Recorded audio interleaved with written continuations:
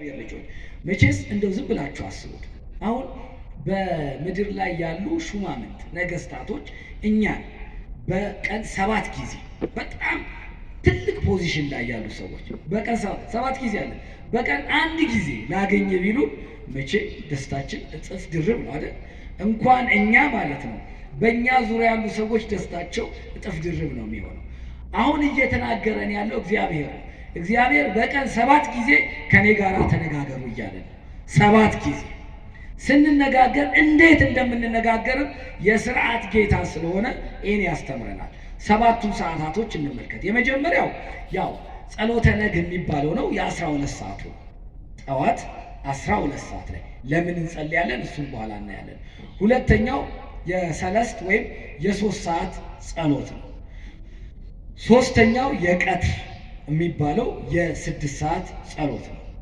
አራተኛው የ9 ሰዓት ጸሎት ነው። አምስተኛው 11 ሰዓት ላይ መጸለይ ያለብን ጸሎት ነው። ስድስተኛው የ3 ሰዓት ጸሎት ነው። ጸሎተ ንዋም ይባላል። የመኝታ ልንተኛ ስንል የምንጸልየው ጸሎት ነው። ሰባተኛው የ6 ሰዓት ከሌሊቱ 6 ሰዓት የምንጸልየው ጸሎት ነው። ይሄ የመንፈቀ ሌሊት ጸሎት ይባላል። ለምንድን ነው እነዚህ 7 ጊዜያቶች የተቀመጡልን? ምን እንድናስብ ምን የተደረገባቸው ስለሆኑ 12 ሰዓት 3 ሰዓት 6 ሰዓት 9 ሰዓት 11 ሰዓት 3 ሰዓት 6 ሰዓት ለምንድን ነው እነዚህ ሰዓቶች በተለየ መንገድ የተቀመጡት? የመጀመሪያውን እንመልከት። ጸሎተ ነግ ወይም የጠዋት የ12 ሰዓት ጸሎትን እንመልከት። እንግዲህ መዝሙረኛው ቅዱስ ዳዊት የጸሎት ምሳሌም ስለሆነ በምዕራፍ 62 ቁጥር 11 ላይ ይላል፣ አምላኬ አምላኬ በማለዳ ወደ አንተ እገሰግሳለሁ ይላል። ማልዶ ወደ እግዚአብሔር መምጣት የተገባል። ለምንድን ነው አባቶች 12 ሰዓትን የጸሎት ሰዓት ያደረጉት? በእኛ የቤተ ክርስቲያን የሥርዓት መጽሐፍት ላይ በትክክል ተገልጸው ምክንያታቸውን ተዘርዝሮ ተቀምጧል። የመጀመሪያው ምክንያት ሌሊቱን እግዚአብሔር በሰላም አሳልፎ በሰላም ሌሊቱን አልፈን ለንጋቱ አስፈሪውን ጨለማ እግዚአብሔር አሳልፎ የሚያስደንቀውን ብርሃን ስላሳየ። ምክንያቱም ሌሊት ሰዎች ተኝተው በዛው ቀርተዋል። ነገ ቀጠሮ ይዘው እንነሳለን ብለው ለስራ፣ ለትምህርት፣ ለተለያዩ ጉዳዮች ቀጠሮ ይዘው ንስሐ ሳይገቡ ከእግዚአብሔር ጋር ሳይገናኙ ለዓለም ጉዳይ ቀጠሮ በያዙበት በተኙበት ቀርተዋል። እንግዲህ እኛ ሁልጊዜ ዝግጁ ሆነን መጠበቅ አለብን። እግዚአብሔር ታስታውሳላችሁ 5ቱ ልባሞችና 5ቱ ሰነፎች። 5ቱ ልባም የተባሉት ዘይታቸውን ይዘው መብራታቸውን ይዘው የሙሽራውን መምጣት ይጠብቁ ነበር። 5ቱ ሰነፎች ደግሞ ጊዜ አለን ብለው ተዘናግተው የሙሽራውን መምጣት ይጠባበቁ። ጊዜ አለን ብለው ሁሉም ተኙ። ሙሽራው መጣ። ሙሽራው ሲመጣ ሁሉም ነቁ። ሙሽራውን አጅበው የሚገቡት መብራታቸውን አበሩ። ሙሽራውን ተከትለው ለመግባት መብራት የሌላቸው ግን መብራት ሊገዙ ሄዱ። ዘይቱን ሊያመጡ ዘይቱን ሊገዙ ሄዱ። ሙሽራው ገብቷል፣ በሩ ተዘጋ። ሙሽራውን ብለው መጡ፣ አንኳኩ ወደ ሙሽራው ወደ ውስጥ ለመግባት። ነገር ግን ሙሽራው እናንተ እነማን ናቸው? አላውቃችሁም አላቸው። ሙሽራ የተባለው እግዚአብሔር ይመጣል ለፍርድ። እግዚአብሔር ወደኛ መጥቶ በቀኝ በግራ ያቆመናል። ልባም የተባሉት ባለዘይቶቹ ምንድን ናቸው?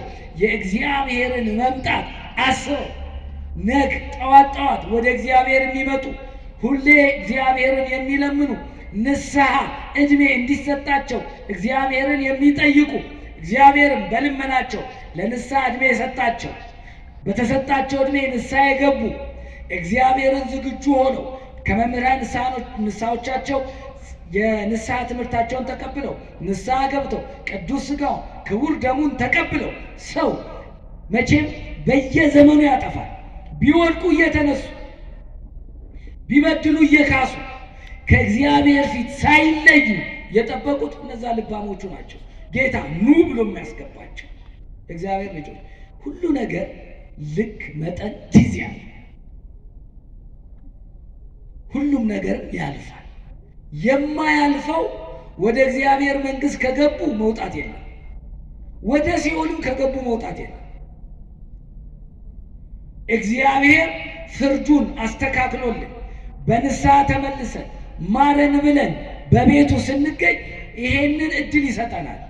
ተመልከቱ፣ 12 ሰዓት ላይ ስንነቃ የሞቱ ብዙ ሰዎች አሉ በዓለም ላይ እንደተኙ የቀሩ። እኛ የነቃ ነው እግዚአብሔር በእድሜያችን ላይ ምን ሰጥቶን ነው? ጊዜ ሰጥቶን ነው። ለምን? ለጸሎት። በማን ፊት እንድንጸልይ? በእግዚአብሔር ፊት እንድንጸልይ፣ እንድናመሰግን። የተሰጠን እያንዳንዱ ቀን ስጦታ ነው። ስጦታን በአግባቡ መጠቀም ደግሞ ሰጪውን ማክበር። ስጦታ አንድ ሰው ሰጥቷችሁ የማይሆን ቦታ ብትጥሉት ማንን ነው የናቃችሁት? ሰጪውን እኮ ነው የናቅነው። ስጦታ ተቀብለን በአግባቡ ካላስቀመጥን ስጦታውን ሰጪውን ነው ያሳዘን። እግዚአብሔር ከስጦታ ሁሉ በላይ የሆነውን ምን ሰጠን? ጊዜ። ይሄ ጊዜ ደግሞ ምንድንልበት ነው? እንድንሰራበት። ስለዚህ 12 ሰዓት ላይ ተኝተን ስንነቃ ይሄንን ጨለማ፣ ይሄንን የመከራ ጊዜ የሚመስል የሲኦል ምሳሌ የሆነውን ጨለማን አሳልፎ ገነት መንግሥተ ሰማያትን ጽድቅ የመሰለውን ብርሃን እግዚአብሔር ስለሰጠን በእግዚአብሔር ፊት ቆመን እናመሰግነዋለን። እግዚአብሔር ይሄን ቀን ሰጠኝ፣ ብዙዎች አለፉ፣ እኔን ግን ይሄን ስጦታ ሰጠኝ፣ ለዚህ ስጦታ አመሰግናለሁ ብለን እግዚአብሔር ፊት ቆመን ማመስገን ይገባናል። አንደኛው ለዚህ ነው ይላሉ አባቶች። ሁለተኛው የሰው ልጅ ሁሉ አባት የሆነው አዳም የተፈጠረው በዚህ ሰዓት ነው፣ 12 ሰዓት ነው ይላሉ። በዚህ ሰዓት አዳም መፈጠሩን አስበን እግዚአብሔር እናመሰግነዋለን። አዳም መፈጠሩን ለምን አስበን እናመሰግነዋለን ቢሉ እግዚአብሔር ከሰማየ ሰማያት ወርዶ ከድንግል ማርያም ተወልዶ የአዳምን ሥጋ ለብሶ በሥጋ ዘመዳችን ሆኖ በገነት እንድንከብር እንድንኖር አድርጎናል።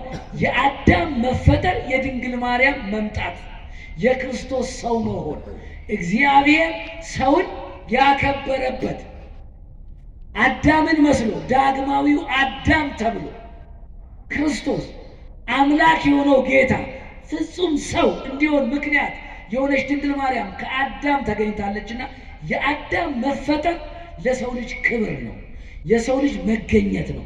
እግዚአብሔር እንድናመሰግነው በእግዚአብሔር መንገድ እንድንሄድም ከአዳም መገኘታችን ከድንግል ማርያም ከአዳም ሥጋ ከአዳም አብራክ መወለዷን መሰረት አድርጎ የአዳም መፈጠር ወደ ሲኦል መውረድ ብቻ አይደለም፣ ወደ ገነት መመለስም ከእግዚአብሔር ጋር በሥጋ መዛመድም እግዚአብሔር ሰውን ማክበሩ ነው። ተመልከቱ፣ ከፍጥረታት ሁሉ በዚህ ሰዓት አዳምን ስናስብ እግዚአብሔርን በተለየ መንገድ ማክበር ይገባናል ይላሉ ሊቃውንቱ። ፍጥረታት በሙሉ 22 ስነ ፍጥረት ተፈጥሯል። 21ዱ አንድም በሐሳብ ተፈጥሯል። እግዚአብሔር ስላሰበ የተፈጠሯል። እግዚአብሔር በቃሉ